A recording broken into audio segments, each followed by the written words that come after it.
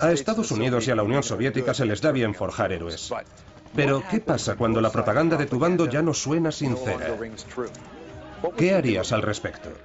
En los años 60, en ambos bandos, la generación joven se está rebelando y enfrentándose a sus líderes. Parece que todos quisieran cambiar el mundo. 1968. En la Checoslovaquia comunista se está dando inicio a una experiencia radical. Todo empezó en primavera, de ahí su nombre, la Primavera de Praga. Los checoslovacos están dando el valiente paso de rechazar la autoridad soviética y la propaganda que va con ella. El gobierno comunista del país introduce incluso cierta libertad de expresión y libertad de prensa. Es una época embriagadora. La gente se atreve a hacer preguntas audaces. ¿Cómo reformamos el comunismo? No se trata necesariamente de eliminarlo, sino más bien de cómo podemos mejorarlo. Lo que en realidad quieren es un poco menos de propaganda y un poco más de libertad. Olga Zentova está inmersa en todas las reformas de la Primavera de Praga, trabaja para la radio estatal y experimenta de primera mano la menor presión del gobierno. Esta es la retransmisión norteamericana de Radio Praga, Checoslovaquia, y su revista En las Ondas.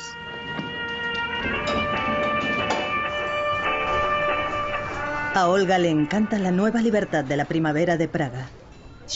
Formó parte del movimiento de liberación y era muy entusiasta transmitiendo el mensaje de lo que estaba pasando en Checoslovaquia a sus oyentes. Es todo diferente. De pronto ya no tenemos que enseñarle al censor cada palabra que vamos a decir en el programa. Las noticias de Olga son una novedad para los oídos de sus oyentes. Los checoslovacos no están habituados a oír lo que en realidad está pasando en su país y la gente en otros países comunistas también está escuchando. Y ese es el peligro. Los soviéticos están preocupados porque esto se va a extender y eso es algo que el régimen totalitario no puede tolerar. El temor es que la Primavera de Praga se contagie a otros países comunistas. Si los checoslovacos estaban haciendo esas reformas y si tenían éxito, entonces toda la Europa oriental caería ante los capitalistas. Por supuesto, para la propaganda soviética esto era una cuestión de vida o muerte.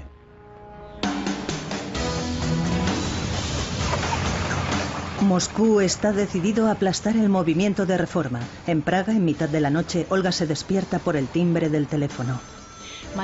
Mi marido lo cogió y su colega que estaba de servicio en la agencia de noticias checoslovaca le dijo que los rusos acababan de llegar, nos estaban ocupando. La gente estaba tremendamente impactada cuando entraron los tanques y fue un enorme desengaño. Olga corrió a la emisora de radio. Estaba allí cuando los tanques soviéticos tomaron posiciones. Miles de checoslovacos salieron a las calles. Como labor de resistencia, Olga transmite en directo para informar de los actos de violencia. Hay tiroteos fuera.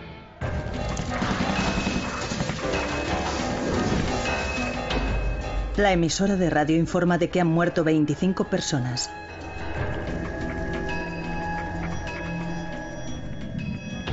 Lo siguiente que ocurre es que el edificio es tomado por soldados que empiezan a cortar las líneas y los cables telefónicos. Quieren detener la retransmisión. Saben que si impiden la comunicación, impiden la revolución. Olga y sus colegas corren a un escondite secreto y reanudan la retransmisión.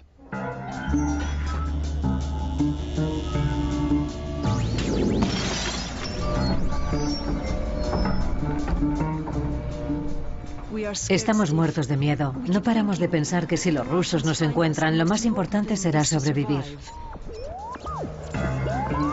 A pesar de los esfuerzos de los comunistas de línea dura por controlar las ondas, Olga informa de la brutal entrada en su escondite secreto.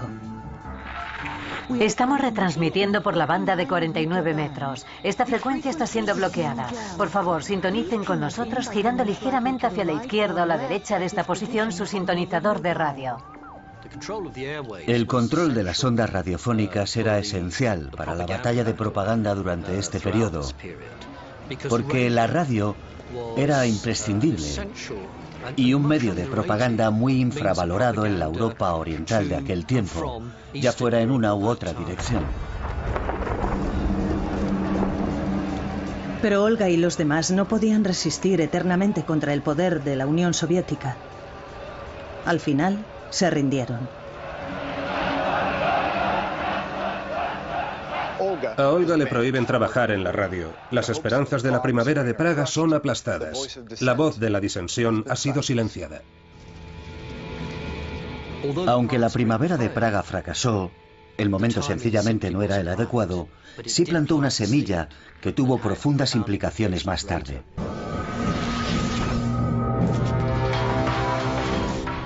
Natalia Gorbanevskaya está indignada por la represión de la Unión Soviética en Praga. La joven madre se dirige hacia una manifestación en la Plaza Roja de Moscú. Llega empujando la sillita de su hijo y se une a los demás manifestantes. 7 en total. Ahora ya son 8. El despliegue de sus pancartas y banderas es la señal. En ese momento llega la policía secreta de la Unión Soviética, la KGB. Se lanzaron a por nosotros y nos rompieron las pancartas sin mirar siquiera lo que había escrito en ellas. Nunca olvidaré el sonido de la tela rasgándose. 6 de ellos son acusados. Por suerte, Natalia no es uno de ellos. Esta vez no. Yuri Andropov, jefe de la KGB, informa al Comité Central. La actividad de este grupo y su propaganda tiene lugar sobre todo dentro de un círculo de escritores y poetas, pero empieza a incluir a personas que trabajan en matemáticas y física. Andropov tenía razón. Estos disidentes forman parte de algo mucho mayor, una difusión de información que el Estado no puede controlar. Imaginen que todas sus noticias vinieran de una sola fuente y que esa fuente fuera el gobierno y que supieran que están censuradas. No hay oposición, no se tolera otro punto de vista, sin internet, sin móviles, sin mensajes de texto y desde luego nada de reuniones en público para hacer una pequeña protesta pacífica, nada. Este era el caso en Rusia en los años 60. Tenía que haber alguna manera, por supuesto la había. Se llama samizdat y significa autopublicación. La gente hacía varias copias de un texto en una máquina de escribir en casa y entregaba copias a amigos de confianza. Estas personas pasaban esas copias a sus amigos y a veces hacían más copias en casa, en sus máquinas de escribir. Samizdat a menudo es comparado con la cultura de Internet en la actualidad. Natalia Gorbanevskaya y sus amigos deciden publicar su propio samizdat. Lo llaman la crónica de acontecimientos actuales y desafía a la autoridad soviética, sobre todo en lo concerniente a los derechos humanos. Llega con una seria advertencia a los lectores. Agradeceríamos que no hablaran de la crónica y no mencionaran su existencia. Natalia tiene buenas razones para ser precavida. Sabe que la KGB la está vigilando, por lo que toma medidas elaboradas para evitar que la detecten. Paga a un artesano para que altere el tipo de letra de su máquina de escribir, porque la KGB tiene registros de su anterior trabajo en su expediente.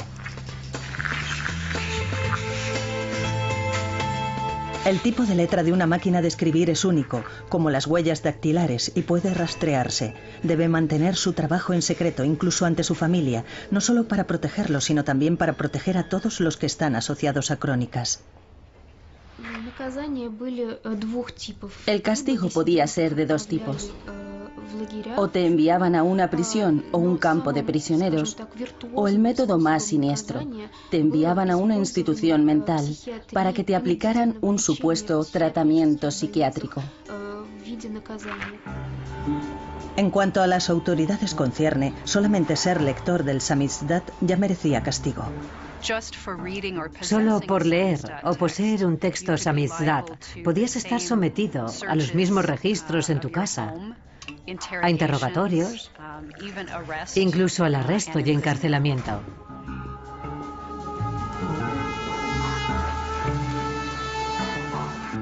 Los escritores de samizdat viven con temor de que los descubra la KGB, por lo que hacen circular copias solo entre amigos de confianza.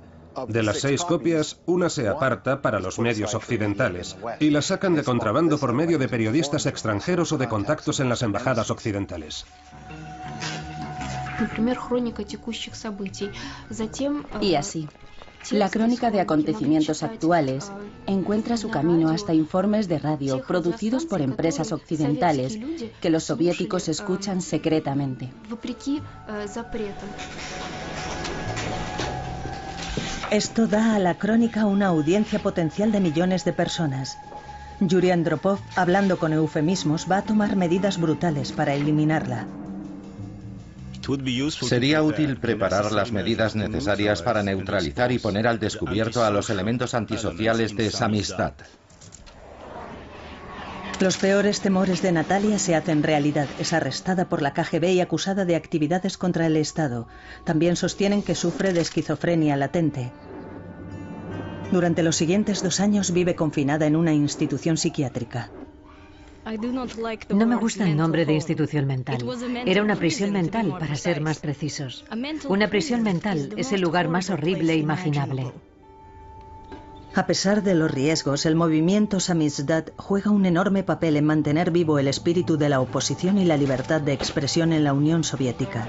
Es una señal más de que la gente, sobre todo la gente joven, en ambas zonas de la Guerra Fría, está preparada para ponerse en pie y que cuenten con ella.